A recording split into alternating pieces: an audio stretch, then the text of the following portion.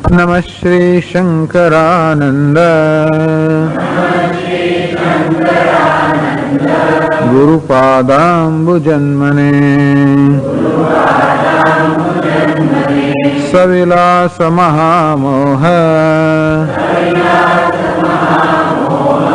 ग्राहग्रासैक कर्मणे तत्पादाम्बुरुहद्वन्द्व सेवा निर्मल चेतसा सुखबोधाय तत्त्वस्य विवेकोऽयं विधीयते।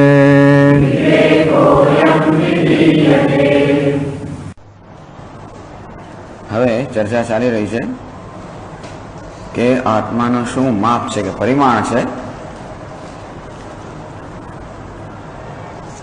પહેલા તો આત્માનું શું સ્વરૂપ છે એની વાત થઈ અને આનંદમય વિજ્ઞાનમય આત્મા છે એવું નક્કી થયું. એટલે વિજ્ઞાનમયથી પણ આંતર આનંદમય છે આત્મા છે એ નિશ્ચય થયો. હવે આત્માનું શું માપ છે, એનું પરિમાણ કે માપ કેટલું છે. અણુર્મહાન મધ્યમો વા ઇતિ એવમ તત્રાવિવાદિનઃ. કેટલાક કહે છે કે આત્મા અણુ જેવો છે, કેટલાક કે આત્મા મધ્યમ પરિમાણવાળો છે અને કેટલાક કહે છે આત્મા વિભુ એટલે સર્વવ્યાપી છે. તો અભિપ્રાય હવે અહીંયા રજૂ કરે છે. પેલા વૈષ્ણવ આચરણ અભિપ્રાય રજૂ કર્યો. અણુ વદંતી અંતરાલા. તો વૈષ્ણવ આચરણ કહે છે કે આત્મા અણુ સમાન છે. એના માટે ઘણા બધા કારણો આપ્યા કે શાસ્ત્રમાં કહ્યું છે કે સ્વપ્ન દરમિયાન આત્મા અત્યંત સૂક્ષ્મ નાડીમાં સંચાર કરતો હોય છે અને અણુ જેવી સૂક્ષ્મ નાડી, એ નાડી એટલી સૂક્ષ્મ હોય છે કે કેશના પણ 1000 ભાગ કરવામાં આવે, કેશની પણ જે કેશનો પણ જે વ્યાસ કે ડાયામીટર છે એને પણ 1000માં વિભક્ત કરવામાં આવે તો કેટલું સૂક્ષ્મ થાય. એવી સૂક્ષ્મ નાડીમાં આત્મા સ્વપ્ન દરમિયાન સંચાર કરતો હોય છે. એવો સંચાર ત્યારે શક્ય બને જ્યારે આત્મા સ્વયં એવો અણુ હોય. અણુરણીયાન મહતો મહિયાન. શાસ્ત્રમાં આત્મા અણુથી પણ વધારે સૂક્ષ્મ છે. સૂક્ષ્મતરમ નિત્યમ. સૂક્ષ્મથી પણ સૂક્ષ્મ છે. એ અણુ આત્મા ચેતસા વેદવ્ય. આત્મા જે અણુ છે, સૂક્ષ્મ છે, એને ચિત્તમાં જાણવું જોઈએ. એમ ઘણા બધા સ્થળોએ આત્મા અણુ છે, સૂક્ષ્મ છે એવું કહેવામાં આવ્યું છે સ્પષ્ટ રીતે. બાલાગ્ર શતભાગસ્ય શતધઃ કલ્પિતસ્ય છે. અને આત્મા શ્વેતાશ્વર ઉપનિષદમાં કહેવામાં આવ્યું એક વાળ હોય ને 100 વાળમાં વિભાગ કરવામાં આવે, એક 100માં અંશમાં વળી 100માં વિભાગ વ્યક્ત કરવામાં આવે અને જેવો અણુ હોય એવો આત્મા છે. આમ શ્રુતિ તો આત્માને અણુ કહે છે. એની પાછળનું તાત્પર્ય કે આત્માનો માપ આપવા નથી. સિદ્ધાંતમાં કહે છે કે આત્માને અણુ કહેવાનો હેતુ આત્મા આકારમાં કે માપમાં નાનકડોથી એવું કહેવાનો નથી, પરંતુ આત્મા અત્યંત સૂક્ષ્મ છે. તેથી એને જાણવા માટે અત્યંત સૂક્ષ્મ અંતઃકરણની આવશ્યકતા છે. સૂક્ષ્મત્વમ આત્માના સૂક્ષ્મતાનો આમાં નિર્દેશ છે, પણ આત્માના માપનો નિર્દેશ નથી. અને છતાં પણ કેટલાક આચાર્ય એમ કહે છે કે આ શ્રુતિના વાક્ય બતાવે છે કે આત્મા અણુ જેવો નાનકડો છે અને આત્મા અણુ એવા માપનો છે. ત્યારે બીજા એમ કહે છે કે નહીં, આત્મા તો શરીર જેવડા માપનો છે. દિગંબરાહ મધ્યમત્માહુ આપાદમસ્તકમ. કે નહીં, એ લોકો એમ કહે છે કે આત્મા અણુ સમાન હોય તો શરીરમાં સર્વત્ર આપણને ચેતનતાનો અનુભવ થાય ન થાય.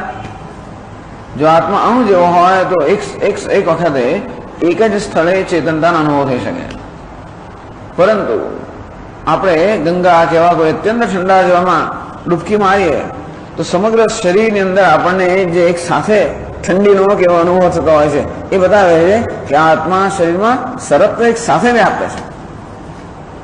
જો અણુ હોય તો એક સ્થળે એક જગ્યાએ વ્યાપ્ત હોય, એક સ્થળે એક સમય વ્યાપ્ત હોય, પણ આત્મામાં સમગ્ર શરીરમાં ચેતનતાનો અનુભવ થાય છે. એ બતાવે છે કે આત્મા શરીર જેવડા માપનો છે, અણુ જેવા માપનો છે. આમ પોતાના પક્ષને સ્થાપિત કરવા માટે જુદા લોકો જુદા પ્રકારની દલીલ કરે. અણુ પક્ષને સ્થાપિત કરવા માટે શ્રુતિના કેટલાક વાક્યોનું ઉદાહરણ આપવામાં આવ્યું અને કેટલીક ઘટનાઓનું ઉદાહરણ આપવામાં આવ્યું. જરા આત્મા મધ્યમ પરિમાણવાળો છે, દેહ જેવડો આકારનો છે એવું સિદ્ધ કરવા માટે બીજા પ્રકારનો અનુભવ કહે છે. કેવો આપણને એક સાથે સર્વ સમગ્ર શરીરમાં ચેતનતાનો અનુભવ થતો હોય છે. એમને પૂછવામાં આવ્યું કે આત્મા દેહ જેવડો હોય તો એ શાસ્ત્રમાં કહ્યું છે કે જો સૂક્ષ્મ નાડીમાં સંચાર કરતો હોય તો એ સૂક્ષ્મ નાડીમાં સંચરણ કેમ બની શકે? તો કે આત્મા દેહ જેવડો તો છે પણ અનેક અવયવોનો બનેલો છે, અનેક સૂક્ષ્મ અવયવોનો બનેલો છે અને એના સૂક્ષ્મ અવયવો દ્વારા એ નાડીમાં સંચાર કરતો હોય. જે કે મારો દેહ એક ખરો પણ અનેક અવયવોનો બનેલો છે અને જે કોટની બાણમાં કેવો મારો હાથ જતો હોય તો હું આખું શરીર તો જતો નથી પણ શરીર અવયવની કોટની બાણમાં જતો હોય તેમ ભલે સમગ્ર આત્મા નાડીમાંથી ન પસાર થતો હોય પણ આત્માનો એક અંશ એનો એક અવયવ એ નાડીમાંથી પસાર થતો હોય અને એટલે એમ કહેવામાં આવ્યું છે કે આત્મા નાડીમાં સંચાર કરે છે. પછી પૂછવામાં આવ્યું કે એવું જો હોય તો કર્મને કારણે જ્યારે આત્મા એક દેહમાંથી બીજા દેહમાં પ્રવેશ કરતો હોય ન્યૂના અધિક શરીરે શું અત્યારે ન્યૂન કે અત્યારે નાનકડા દેહમાં હોય અને કર્મને કારણે અધિક મોટા દેહમાં પ્રવેશ કરવાનો આવે.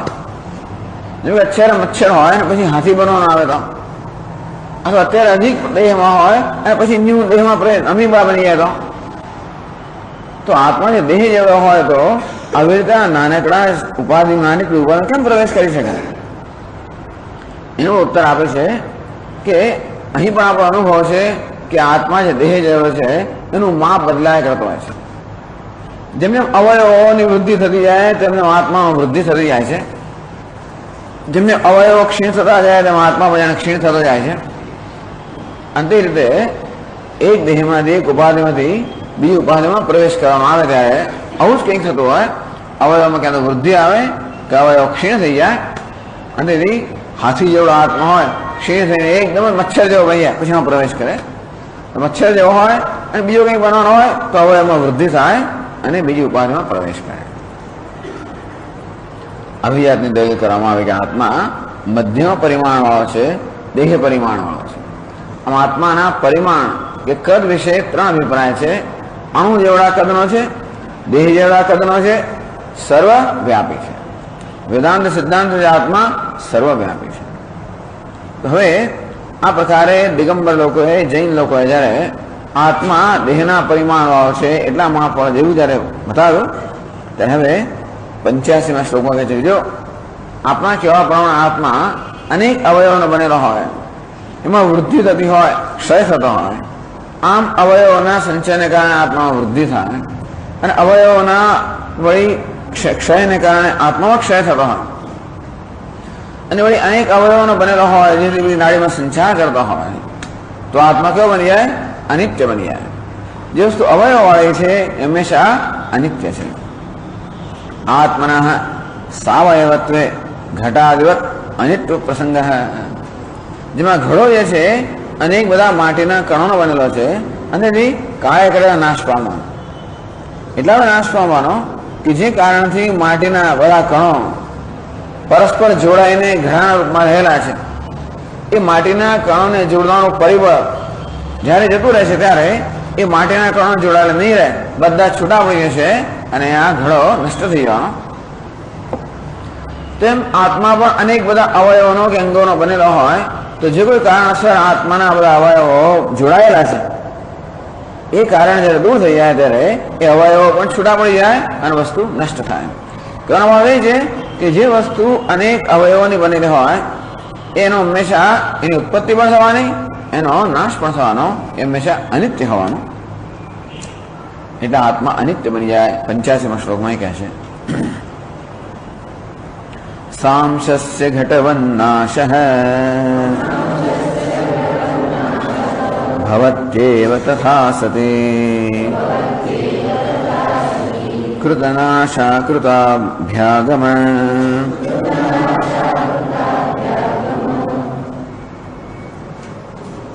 કૃતનાશા કૃતાભ્યાગમયોઃ કો વારકો ભવેદ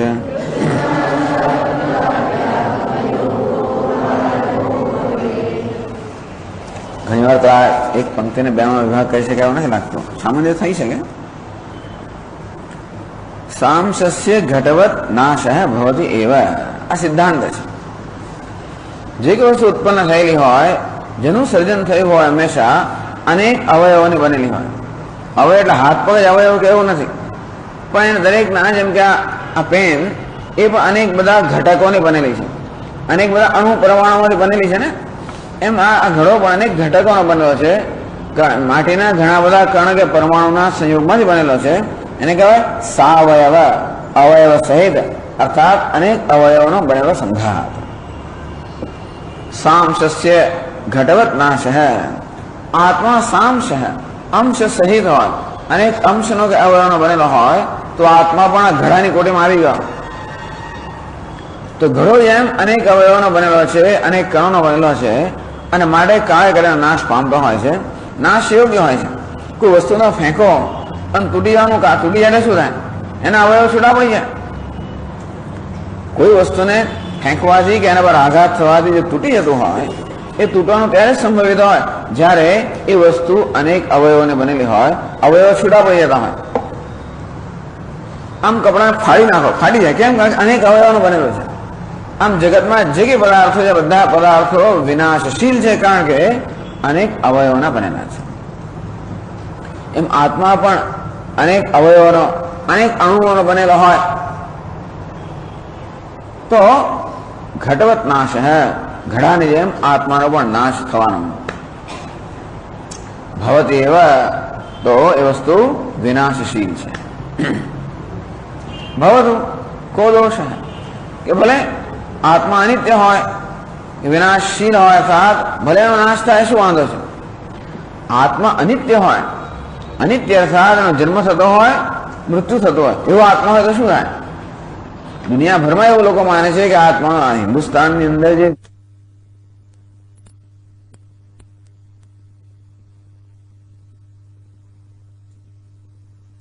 ધર્મ નો ઉદ્ભવ થયો, એ સિવાય બહાર જે કે ધર્મ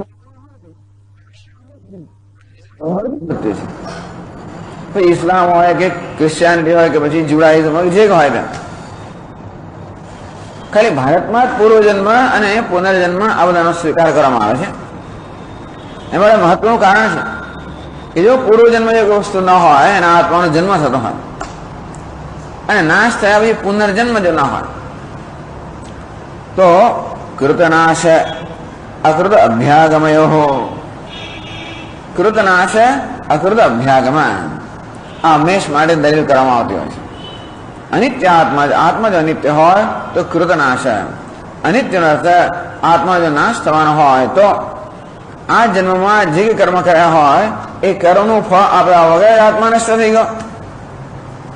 અર્થાત આત્માએ આ જન્મમાં અનેક બધા કર્મ કર્યા, કેટલાક કર્મનું ફળ એને ભોગવવું પડ્યું, પણ ઘણા બધા કર્મ જે ભોગવવાના બાકી રહી ગયા હોય અને નાશ થઈ જાય, તો જે કર્મ કર્યા એનું ફળ ભોગવ્યા વગર નાશ થઈ ગયા, એ શું કહેવાય? કૃત નાશ. કૃતનાશ અર્થાત જે કર્યું છે એ પોતાનું ફળ આપ્યા વગર નષ્ટ થઈ જાય, આવું ના બને. કંઈક કરવામાં આવે એનું ફળ મળવું જ જોઈએ, અને આત્માનો જો નાશ હોય તો એને કર્યું આટલું બધું અને ફળ નહીં મળે. આકૃત અભ્યાગમાં. અને બીજું, આત્માનો જન્મ થતો હોય તો જન્મ થવાનું કારણ શું? કોઈ કારણ વગર આત્માનો જન્મ થતો હોય, એને આવી જાતનો દેહ મળ્યો હોય, આવી ઉપાધિ મળી હોય, એનું શું કારણ? બિચારા જીવન દરમિયાન કેટલા લોકોને બધું કેટલું દુઃખ ભોગવવું પડે, કેટલા લોકોને શરીરમાં પણ કેટલી બધી ઘણી બધી મુશ્કેલી હોય. તો જો એને પૂર્વજન્મમાં કશું કર્યું જ ના હોય, જન્મ્યો ત્યારે જ જન્મ્યો હોય, અર્થાત એને જન્મવાનું કોઈ કારણ ન હોય, તો જે પ્રકારની ઉપાધિને પ્રાપ્ત થઈ છે, જે પ્રકારના સંજોગો જીવન દરમિયાન પ્રાપ્ત થાય, એનું માટે કારણ જ ના હોય, તો અકૃત અભ્યાગમ, જે મેં કર્યું નથી એનું ફળ મારે ભોગવવું પડે છે. જે મેં કર્યું, ઘણું બધું પુણ્ય કર્મ કર્યું હોય, આત્માના નાશની જોડે બધા કર્મ નાશ થઈ જાય, તો જે બધું કર્મ કર્યું એનું ફળ ભોગવવાની મને તક ના મળી, અને જે મેં કર્યું નથી એનું મારે ફળ ભોગવવું પડે છે. આ તો અન્યાય છે. જગતમાં અન્યાય નથી, એક એવો મૂળ નિયમ છે કે જગતમાં ન્યાય છે. ઓર્ડર અર્થ ન્યાય, જગતમાં ન્યાય છે.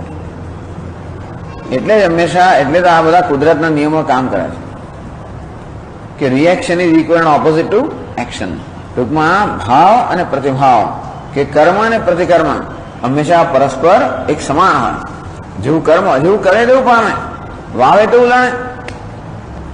અને વાવે વગર જો ઉત્પત્તિ થતી હોત તો પેલા કશું કર્યું નહીં ને એમને ફળ મળી ગયું. અને વાવીને છે કોઈ ઉત્પત્તિ ન થતી હોત તો આટલો આપણે પ્રયત્ન કર્યો, પરિશ્રમ કર્યો ને કઈ મળ્યું નહીં એવું, પણ વાવે તેવું લણે, કરે તેવું પામે. એ ન્યાય છે. જો આત્મા અનિત્ય હોય અર્થાત એનો નાશ થતો હોય, જન્મ થતો હોય તો ક્યારે પણ આ ન્યાય સંભવી ના શકે. જગતમાં અન્યાય થઈ જાય. કૃતયો પુણ્ય પાપયો ભોગવંતરેણ નાશ. આપણને એટલું આશ્વાસન છે અત્યારે, આને કારણે આશ્વાસન છે કે આપણે જરા પ્રામાણિક હોઈએ, થોડા ધર્મના માર્ગે ચાલનારા હોઈએ, એને કારણે જીવનમાં કેટલી વસ્તુ વંચિત રહી જતા હોઈએ છીએ. અને બીજા બધા લોકો આરામથી પ્રામાણિકતાનો, ધર્મનો, મૂલ્યોનો છડેછોડ ભંગ કરતા હોય અને કેટલું પામી જતા હોય, તો મનમાં આપણને એક વસ્તુ છે અંદર કે આજે આવતીકાલે એને એનો જવાબ આપવો પડશે. એટલે થોડોક સંતોષ છે આપણે કે પેલા આજે ને તો એને જવાબ આપવો તો પડશે, આપણે જાણીએ છીએ. એટલે કેટલી બધી કવિતાઓ આપણે ત્યાં છે ને કે મર્યા પછી ભગવાને પૂછ્યું કે શું કર્યું ત્યાં શું કર્યું, શું કર્યું, શું ના કર્યું વગેરે. નહીં તો આપણે જીવિત ના શકીએ. આપણે આવા થોડા સીધા સાધા હોઈએ એને કારણે આપણે જેમ આટલું સહન કરવું પડતું હોય અને પેલા લોકો આટલું બધું પામી જતા હોય અને એને માટે એને કઈ જવાબ આપવો જ ના પડતો હોય તો પછી કોઈ પ્રકાર ન્યાય ના રહે તો આપણે કોઈ રીતે પ્રામાણિકતાને સાચી ઠેરવી શકીએ જ નહીં, અથવા તો પ્રામાણિકતાનો આપણે ખરેખર અનુષ્ઠાન કરી જ ના શકીએ, આચરણ ના કરી શકીએ. જો કે મોટે ભાગે લોકો પ્રામાણિક છે માટે પાછળ જાય જેવું નથી. પાછળ જવાનું કારણ કે એમનામાં બીજી આવડત ઓછી હોય છે અને પેલા અપ્રામાણિક છે માટે આગળ આવે જેવું નથી, એમાં બીજી આવડત વધારે હોય છે. એટલે આપણે તો ખાલી એક જ વસ્તુ જોતા હોય, પણ બીજી રીતે આપણામાં આવડત છે કે નહીં, આપણામાં લાયકાત છે કે નહીં જોતા નથી. માત્ર હું જરા પ્રામાણિક છું એટલે આપણે ભગવાને બસ મને કઈ ને કઈ શરપો આપવો જોઈએ, એ સિવાયની કઈ આવડત આપણામાં છે. ઘણી વાર તો લોકો પ્રામાણિક એટલા માટે કે અપ્રામાણિક બની શકતા જ નથી હોતા, એવું પણ હોય ઘણી વાર. એટલે હું નથી કહેવા માંગતો કે આપણે પ્રામાણિક ના એવું છે, કહેવાનો ભાવ છે એ જ માત્ર આપણને શું મળ્યું ને શું ના મળ્યું, સફળતા નિષ્ફળતા નિર્ણય કરવા માટે માત્ર પ્રામાણિકતા એક જ માપદંડ નથી કે એક જ કારણ નથી, બીજા ઘણા બધા કારણો હોય છે. ચાલો આપણે જાણીએ છીએ કે જેવું કરે તેવું પામે. અંધેરી આજે ભલે અત્યારે લાભ મળતો હોય એ કે પૂર્વજન્મના પુણ્યના કારણે મળતો હશે, અત્યારે જે કરે છે એનું ફળ ભોગવવું જ પડશે, એવો જ સંતોષ આપણને. અથવા અત્યારે આપણે ગમે એવું દુઃખ ભોગવતા હોઈએ તો એ ભગવાનનું નામ લેતો સંતોષ છે, મને ક્યારેક કાણું ફળ મળશે. આવી આશા માણસો કઈ કર્યા કરતા હોય છે, એ સારું છે. પણ જો આપણે એવું કહેવામાં આવે કે મળ્યા પછી કશું જે પતી ગયું બધું, તો ઘણા લોકો આ વસ્તુ છોડી દે. કારણ કે જો એનું ફળ મળવાનું ના તો આવી તકલીફ કોણ લે, બહુ થતું નથી. ટૂંકમાં આપણે સ્વીકારતા નથી, આપણે જીવન ન્યાયને સ્વીકાર કરીએ છીએ. એ શબ્દો એ તો દો શબ્દો એમ આત્મા અનિત્ય અનિત્યત્વ અભ્યુગમ ભવે હતી. તો આ પ્રકારનો જે દોષ છે, આત્મા અનિત્ય હોય તો આ પ્રકારનો દોષ, કયો દોષ? અકૃત અભ્યાગમ, જે નથી કર્યું એ આપણે ભોગવવો પડે છે. કૃત વિપ્રાશ, જે કર્યું છે એ ભોગ્યા વગર આપણું નકામું જાય છે, એવો દોષ થાય જો આત્મા અનિત્ય હોય. અને આત્મા અનિત્ય જ હોવાનો જેનો આકાર હોય, જે વસ્તુને માપ હોય, જેનો આકાર હોય, જે મર્યાદિત હોય, એ હંમેશા અનિત્ય જ હોય. એનો જન્મ થયો હોય, મૃત્યુ થવાનું, અનેક અવયવોને બનેલી હોય. તેથી આત્મા મધ્યમ પરિમાણ વાળો કે દેહ પરિમાણ વાળો ન હોઈ શકે, નહીતર અનિત્ય હોત તો આ પ્રકારનો અન્યાય થઈ ગયો હોત, એ બરાબર નથી. પણ આત્મા મધ્યમ પરિમાણ વાળો કે દેહ જેવાળા પણ ન હોય તો કેટલો હોય? અતઃ પરિશેષાદ, અણુ પણ ના હોઈ શકે અને મધ્યમ પરિમાણ વાળો પણ ના હોઈ શકે. તો આત્મા કેવો હોવો જોઈએ? સર્વવ્યાપી હોવો જોઈએ. એવું સિદ્ધ થયું એ 86મા શ્લોકમાં કહે છે. આપણો અનુભવ તો મધ્યમ પરિમાણનો જ છે. આપણો અનુભવ શું કહે છે કે આત્મા દેહ જેવો છે, તો હોય ના શકે. દેહ જેવડો હોત તો આત્મા અનિત્ય હોત, અનિત્ય હોત તો જીવનમાં સાતત્ય ના હોત, અને તો આત્મા દેહ જેવડો ન હોય એ સર્વવ્યાપી હોવો જોઈએ. એ કહે છે 86મા શ્લોકમાં. તસ્માદાત્મા મહાનેવ નૈવાણુર્નાપી મધ્યમઃ આકાશવત સર્વગતઃ નિરંશ શ્રુતિ સંમતઃ.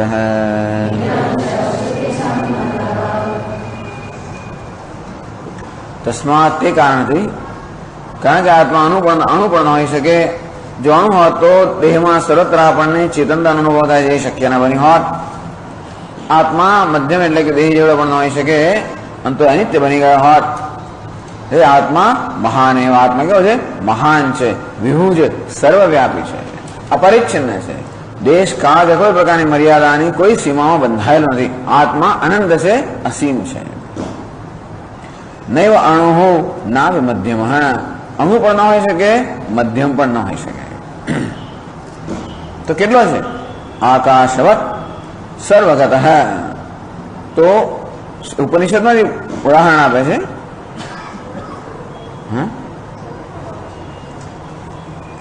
સર્વગતસ્ય નિત્ય. તો ઉપનિષદ કહે છે આકાશવત સર્વગત. આકાશ એમ સર્વવ્યાપી છે, એમ આત્મા પણ સર્વવ્યાપી છે. આકાશ જેવો સર્વવ્યાપી નહીં, આકાશ માત્ર દૃષ્ટાંત છે. આકાશ સર્વવ્યાપી નથી. આકાશ માત્ર જાગ્રત અવસ્થામાં જ વ્યાપકતા ધરાવે છે. સ્વપ્નમાં આકાશ નથી હોતું. સ્વપ્નમાં બીજા પ્રકારનું આકાશ હોય છે, સુષુપ્તિમાં તો આકાશ હોતું જ નથી. આમ સુષુપ્તિમાં દેશ કાળ એવી કોઈ વસ્તુ હોતી નથી, અને છતાં પણ આકાશ બહુ સારું દૃષ્ટાંત છે વ્યાપકતાનું.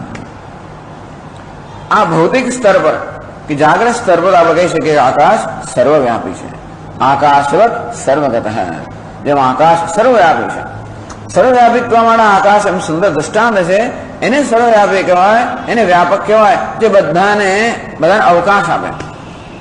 અવકાશ પ્રદાતૃ આકાશમ. આમ અવકાશ આપનારું છે. અવકાશ આપવો અર્થાત કોઈનો વિરોધ ના હોય, કોઈથી મર્યાદિત ન થતો હોય. તો આકાશ જેવી રીતે કશાનો વિરોધ કરતો નથી, કશાથી મર્યાદિત થતો નથી. સર્વને અવકાશ આપે છે, અને કોઈના હોવા છતાં પણ જેને હોવામાં કે હાનિ નથી આવતી. બીજું કશું છે મળે આકાશ હોવાનું મટી જતું નથી. તેમાં આત્મા સર્વવ્યાપી છે, જાગ્રત, સ્વપ્ન, સુષુપ્તિ સર્વાવસ્થામાં, અને સૃષ્ટિ સ્થિતિ અને લય સર્વાવસ્થામાં, બધી અવસ્થામાં આત્મા છે, સર્વવ્યાપી છે. વળી નિરંશ આત્મા કેવો છે? અંશ વાળો નથી, અવયવ બનેલો નથી.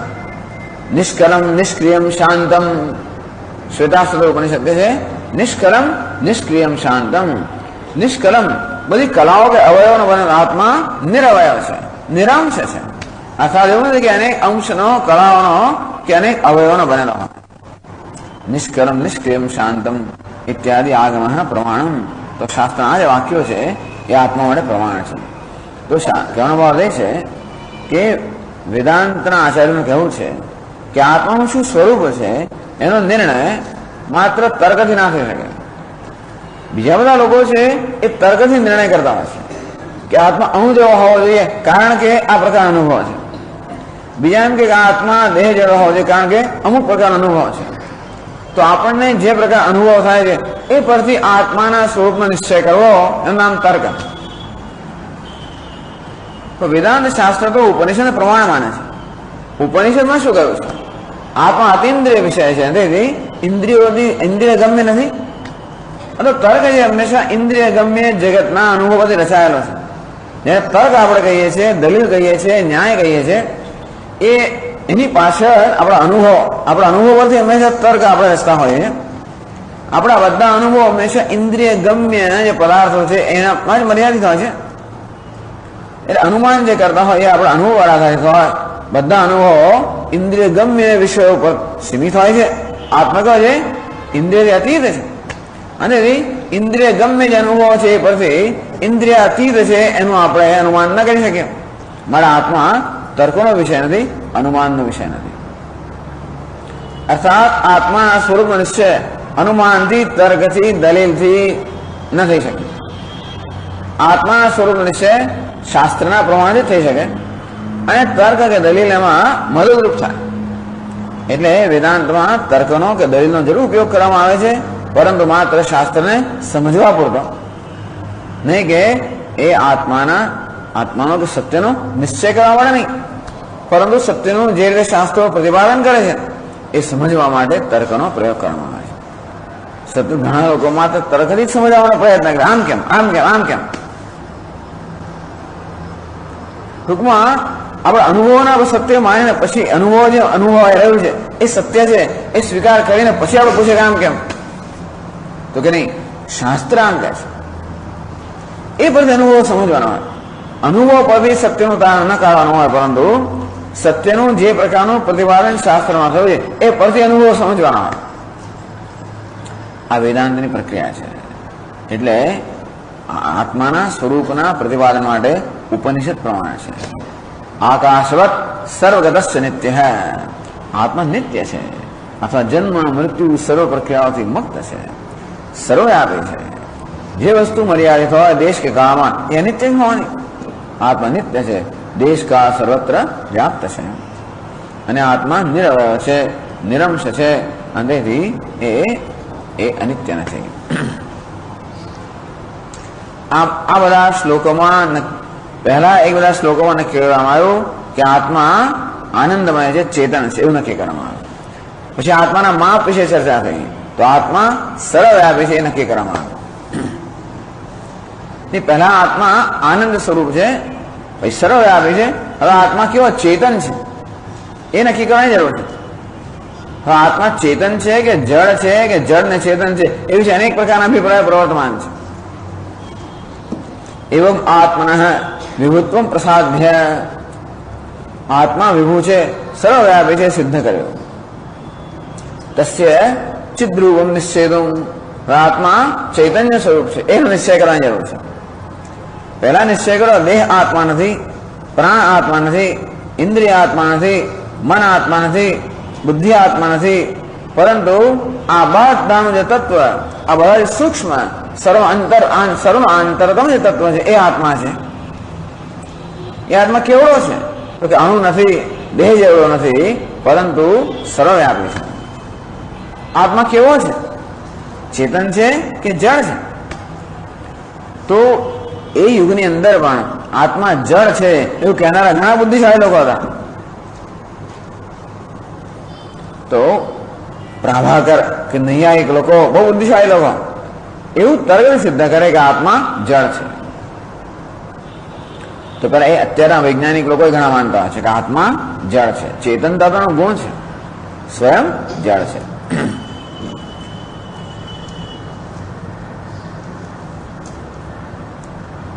અને તો આ રીતે આત્માનું સ્વરૂપ કેવું છે એ વિશે જે અનેક પ્રકારના વિવાદ થઈ રહ્યા છે એ 87મા શ્લોકમાં રજૂ કરે છે.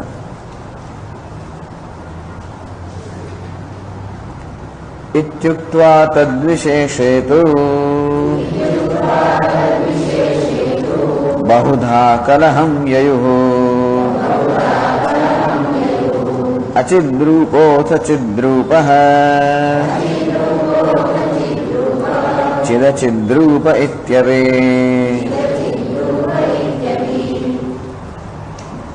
यदि उक्त्वा આ પ્રકારે કેટલાય લોકો છે જેમ કહે છે કે આત્મા સર્વવ્યાપી છે. આમ નૈયાયિક લોકો પણ એને સર્વવ્યાપી કહે છે, પ્રાભાકર પણ સર્વવ્યાપી કહે છે. એમ તો કહ્યું એમણે, હજી વેદાંતિન તો હજી દલીલમાં આવ્યો પણ નથી. બધા એકબીજાને ખંડન કરીને આ રીતે પ્રાભાકર નૈયાયિક બધા લોકોએ નક્કી કર્યું કે આત્મા સર્વવ્યાપી છે. તદ વિશેષેતુ, પણ આત્માની વિશેષતા શું છે, એનું લક્ષણ શું છે? બહુધા કલહમ યયુઃ, પણ આત્માનું લક્ષણ કેવું છે એના વિશે અનેક પ્રકારનો કલહ, અનેક પ્રકારનો વિવાદ પ્રવર્તમાન છે. અચિદ્રૂપ, અચિદ્રૂપ, કેટલાક પ્રાભાકર નૈયાયિક વગેરે એમ કહે છે કે આત્મા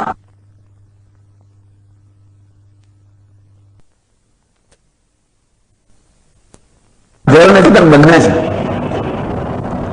કેટલાક એમ કે આત્મા જળ છે, બે કેટલાક છે કે આત્મા ચેતન છે, ત્રીજા એમ કહેવાના છે કે આત્મા જળ અને ચેતન બંને છે. તો આત્મા જળ છે કે આત્મા જળ અને ચેતન બંને છે, આ બધા નિશ્ચય નિર્ણય કયા ગયા વળી પાછા અનુભવ પર છે. ઘણી બધી આપણી ફિલોસોફી ટૂંકમાં આ બધા તત્વચિંતકો જે હોય છે એ તત્વચિંતકો તત્વ વિશે જે નિર્ણય પર આવતા હોય છે એનો આધાર મોટે ભાગે આપણા અનુભવ પર જ છે. જેમ વૈજ્ઞાનિકો આપણા અનુભવ પરથી જગતના નિયમો વિશે તારણ કરતા હોય એમ કરીને જગતના અનેક બધા નિયમો આપણે સમજાવે. અને તે રીતે અત્યારે આપણા અનુભવ પરથી આ સત્યનું પણ શું સ્વરૂપ છે કે આત્માનું શું સ્વરૂપ છે એનું તારણ કાઢતા હોય છે.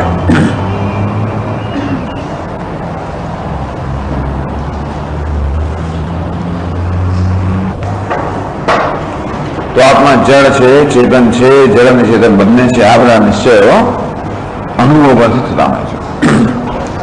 અને એ રીતે એ લોકો મેં કહ્યું પ્રમાણે આપણે તો હંમેશા ઉપનિષદ એને પ્રમાણ કરતા હોઈએ છીએ અને ઉપનિષદમાં જે પ્રકારનું પ્રતિપાદન કરવામાં આવ્યું હોય એ પ્રકારે પછી આપણે તર્કનો ઉપયોગ કરતા હોઈએ. જરા લોકો તર્કને પ્રમાણ માનીને પછી ઉપનિષદને સમજવાનો પ્રયત્ન કરે તો આ રીતે આત્માના આત્માની વિશેષતા વિશે, આત્માના લક્ષણ વિશે, આત્માના ગુણ વિશે, સ્વભાવ વિશે ત્રણ પ્રકારના અભિપ્રાય પ્રવર્તમાન છે. અચિદ્રૂપ, કેટલાક આત્મા જળ છે, ચિદ્રૂપ, કેટલાક આત્મા ચેતન છે, ચિદચિદ્રૂપ, કેટલાક આત્મા જળ ચેતન બંને છે. તો પહેલા કેટલાક શ્લોકોની અંદર આત્મા જળ છે એવું કહેનારા એ લોકો છે. અચિદ્રૂપત્વાદિન મતમ દર્શયતિ, આત્મા અચિદ છે, જળ છે એવું કહેનારો જે મત છે એ મતને પહેલા દર્શાવે છે. 88માં શ્લોકમાં કહે છે પ્રાભાકરાસ્તાર્કિકાશ્ચ પ્રાહુરસ્યાચિદાત્મતાં આકાશવદ્દ્રવ્યમાત્મા શબ્દવત્તદ્ગુણશ્ચિતિઃ.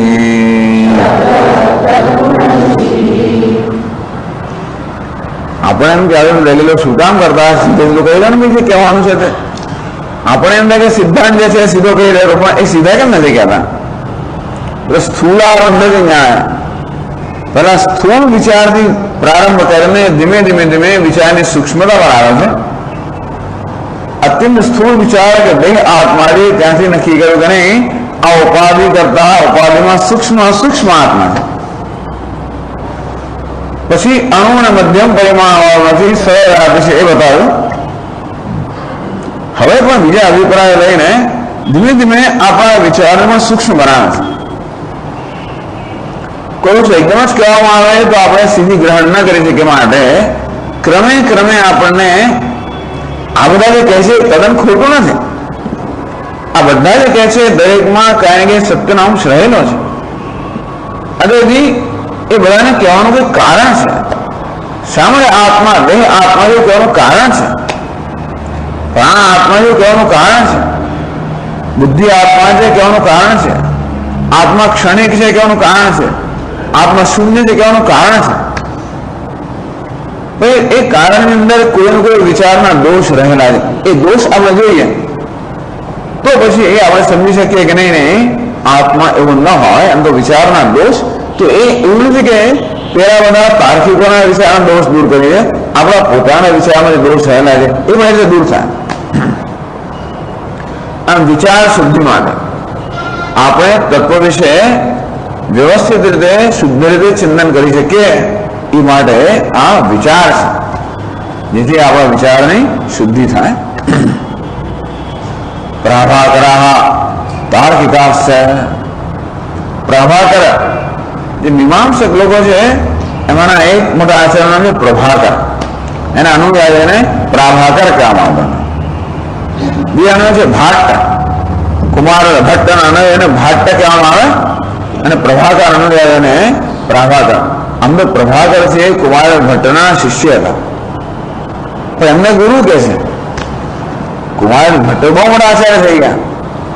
શંકરાચાર્ય મહારાજ જેમની સાથે વિવાહ કરવા માટે ગયા હતા એ કુમાર ભટ્ટ એ સર્વશ્રેષ્ઠ મીમાંસક હતા. અને ખરેખર તો વૈદિક ધર્મની સ્થાપનામાં એ કુમાર ભટ્ટનો મહાન ફાળો છે. બહુ જ તેજસ્વી આચાર્ય, અત્યંત સમર્થ. અને પોતાની તેજસ્વીતા અને સામર્થ્યના પ્રયોગથી એમણે ભારતમાં આ વૈદિક ધર્મની સ્થાપના બહુ મહત્વનો ફાળો આપ્યો. હા, એટલે બધા જે અવૈદિક જે બધા અભિપ્રાયો હતા, પંથ હતા, એ બધાને ઘણા દૂર કરી દીધા. શંકરાચાર્ય મહારાજે કામ પૂરું કર્યું, પણ કામનો પ્રારંભ ઘણી સારી રીતે આ કુમાર ભટ્ટ એ આચાર્ય કરેલો. અને એમના શિષ્ય હતા પ્રભાકર. પોતે સ્વતંત્ર અભિપ્રાય હતા અને એમના અનુયાયીઓને પ્રાભાકર કહેવામાં આવે છે. એમને ગુરુ પણ કહેવામાં આવે છે. ગુરુનો અભિપ્રાય. પ્રાભાકરાહ તાર્કિકાશ્ચ. આ કોઈ સામાન્ય માણસ નથી, બહુ મોટા ચિંતકો છે, ખૂબ સૂક્ષ્મ ચિંતન કરનારા છે. અને છતાં એમાં કઈ ને કઈ રોજ ચિંતનમાં રહેલા છે. એ પણ ખરું. એ કહે છે 88 શ્લોકમાં કે પ્રાભાકરો અર્થાત પ્રભાકરના અનુયાયીઓ તાર્કિકાશ્ચ અને તર્કનો આશ્રય લઈને વસ્તુ સિદ્ધ કરનારા તાર્કિક લોકો પ્રાહુ એ લોકો શું કહે છે? અસ્ય અચિદાત્મતામ અસ્ય આત્મા અચિદાત્મતામ પ્રાહુ. એમ કહે છે કે આત્મા અચિત છે અર્થાત જળ છે. ઘણા બધા ચિંતન પછી એ લોકો નિશ્ચય પર આવ્યા કે આત્મા જળ છે. કેમ જળ છે? કારણ કે એ લોકો આત્માને દ્રવ્ય માને છે. આત્મા દ્રવ્ય છે. તો એમના અભિપ્રાય 9 બધા દ્રવ્યો છે. આકાશ, વાયુ, અગ્નિ, જળ, પૃથ્વી આ બધા જે દ્રવ્ય છે. તેમ દેશ, કાળ, મન, આત્મા બધા દ્રવ્ય છે. આ 9 દ્રવ્ય છે. દ્રવ્ય કોને કહેવાય? જે બધા ગુણ ધરાવતા નામ દ્રવ્ય. આમ પૃથ્વી દ્રવ્ય છે. પૃથ્વીનો ગુણ છે ગંધવતી પૃથ્વી. આમ દ્રવ્યની વ્યાખ્યા છે કે ગુણનો આશ્રય હોય કે ક્રિયાનો આશ્રય હોય, નામ છે દ્રવ્ય. જેમ પૃથ્વી દ્રવ્ય છે, ગંધ નામના ગુણનો આશ્રય છે. આપણને કોઈ એવી જાતના ધારો પહેલો વરસાદ પડ્યો હોય અને આપણે પેલી એક સોડમ નથી આવતી, તરત ખબર આ શેની ગંધ છે? પૃથ્વી. માટી હોવી જોઈએ. અથવા તો પાણીના સ્વાદ પછી નક્કી કરીએ આ નવો માટલું આવ્યું હશે. નવા માટલામાં હજી પેલા નવું માટલું નવું હોય એટલે માટી હજી બરોબર વ્યવસ્થિત અંદર શું કહેવાય સેટલ ના થઈ જાય, સ્થિર ના થઈ જાય. એટલે માટીના પેલા હજી કણ જેવા થોડા પાણીમાં આવી ગયા. એને કારણે પાણીમાં સુગંધ આવે. સુગંધ આવે સારો. તો આપણે શું કહીએ? માટલું નવું છે. સાહેબ નક્કી કરીએ ગંધ. ગંધ છે માટે ગંધનો આશ્રય હોવો જોઈએ. કોઈ પણ ગુણ હોય એ ગુણ હંમેશા કોઈ પણ આશ્રય પર આધારિત છે. આ ગંધ નામનો ગુણ પૃથ્વી નામના દ્રવ્ય પર આધારિત છે. આ રૂપ અને રંગ બધા છે એ ગુણ છે. એ કોનો આ ગુણ છે? અગ્નિ નામના દ્રવ્યનો. આ સ્પર્શ એક ગુણ છે એ વાયુ નામના દ્રવ્યનો.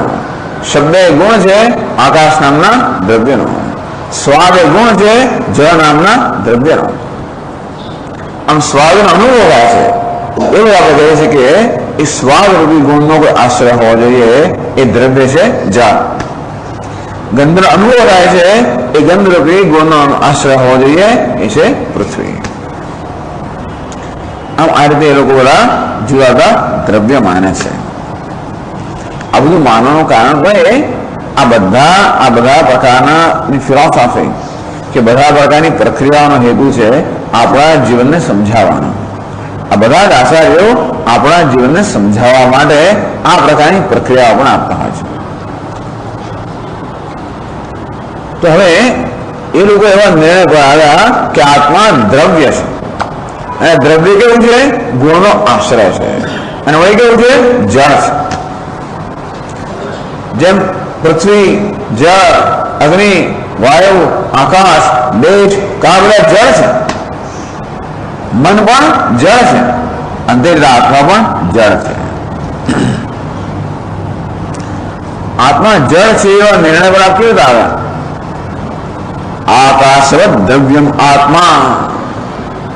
જેમ આકાશ, વાયુ આ બધા દ્રવ્ય છે, ગુણના આશ્રય છે, તેમ આત્મા પણ એક દ્રવ્ય છે. શબ્દવત આકાશ દ્રવ્ય છે કારણ કે શબ્દ નામનો ગુણ ધરાવનારો છે. શબ્દ એટલે ધ્વનિ, તો શબ્દ સંભાળવાનો અર્થ એ થયો કે આ શબ્દનો આશ્રય કોઈ દ્રવ્ય હોવું જોઈએ. આકાશ આપણને કહીએ અને તે રીતે ચેતના પણ એક ગુણ છે. એ ચેતના ગુણ કોનો છે? આકાશ, વાયુ, અગ્નિ, જળ, પૃથ્વી, દેશ, કાળ, મન આ કોઈ વસ્તુનો ધર્મ ચેતના નથી. ચેતના પણ એક ગુણ છે, ધર્મ છે. તે કોનો ગુણ હોવો જોઈએ? આ ચેતના પણ એક ગુણ છે, માટે એના ગુણનો આયુ ગુણનો આશ્રય દ્રવ્ય હોવું જોઈએ. એ દ્રવ્ય નામ આત્મા.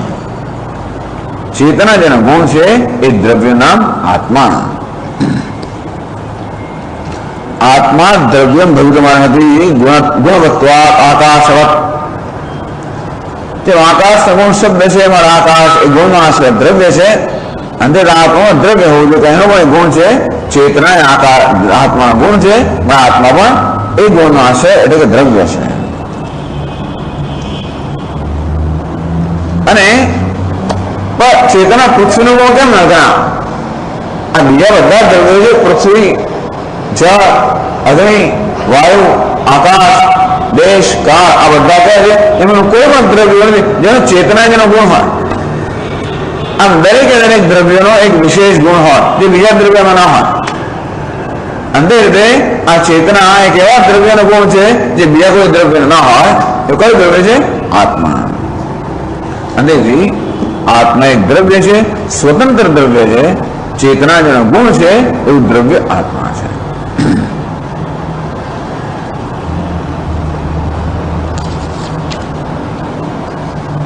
વળી આત્મા બીજા કયા ગુણો છે?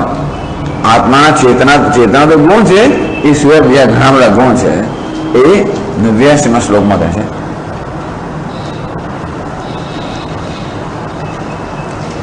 ઈચ્છા દ્વેષ પ્રયત્નાશ્ચ ધર્મા ધર્મો સુખા સુખે તત્સંસ્કારાશ્ચ તસ્યૈતે ગુણાશ્ચિતવદીરિતાઃ.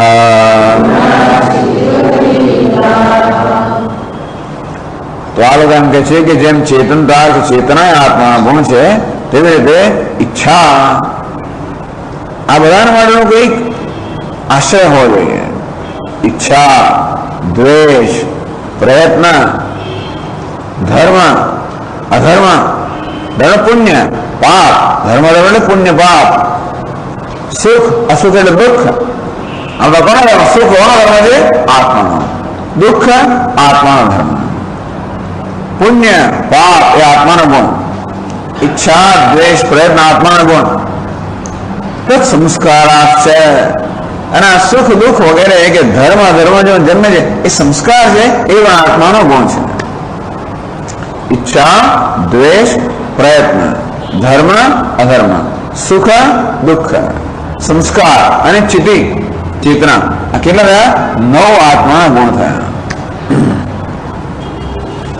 આમ દરેક દ્રવ્યમાં કેટલાક સાધારણ ગુણો હોય અને કેટલાક વિશેષ ગુણો હોય. આ બધા સંખ્યા, પરિમાણ, સંયોગ, પૃથક્ત્વ અને વિભાગ આ બધા સામાન્ય ગુણ કહેવામાં આવે છે. પણ આત્માના વિશેષ ગુણ આ છે જે બીજા કોઈ પણ દ્રવ્યમાં ના હોય. ઈચ્છા દ્વેષ પ્રયત્ન ધર્મ અધર્મ સુખ દુઃખ સંસ્કાર અને ચેતના આ 9 આત્માના વિશેષ ગુણ છે. આવું કહે છે. ઈચ્છા દ્વેષ સુખમ દુઃખમ સંઘાત ચેતના સુધી એદત ક્ષેત્રમ સમાસેન. એટલે ભગવાન ધર્મ અધ્યાયમાં ખાસ કહેવા કહે છે, ટૂંકમાં ખાસ કહેવાનું ધ્યાન રાખે છે કે કહેવાનું ચૂકતા નથી. ઈચ્છા દ્વેષ સુખમ દુઃખમ સંઘાત ચેતના ધૃતિ એદત ક્ષેત્રમ. તો વેદાંતના મતમાં આ બધા ક્ષેત્ર છે, આ બધા અંતઃકરણ ધર્મ છે, આત્મા નહીં. પેલું કેમ માને છે કે આ બધા એ તો અંતઃકરણ અણુ કહેનાર પાછા, અને તો આત્માને વિભુ કે અંતઃકરણ અણુ કે ચાલો, પણ એટલે એમના અભિપ્રાય પ્રમાણે આ બધા આત્માના ધર્મ છે.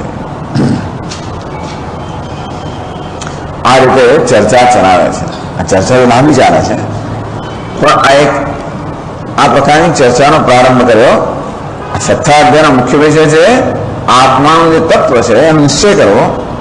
આમ તો એનો પ્રમાણ તો શ્રુતિ જ છે, છતાં તર્કથી પણ એ શ્રુતિ અનુકૂળ તર્ક જયારે કરવામાં આવે ત્યારે શાસ્ત્ર કહે છે એ આપણો નિર્ણય બની શકે.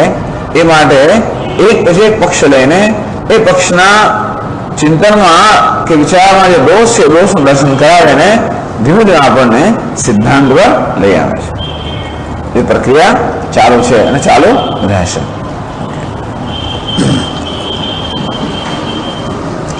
ઓમ પૂર્ણમદ પૂર્ણમિદં પૂર્ણાત પૂર્ણમુદચ્યતે પૂર્ણસ્ય પૂર્ણમાદાય પૂર્ણમેવાવશિષ્યતે.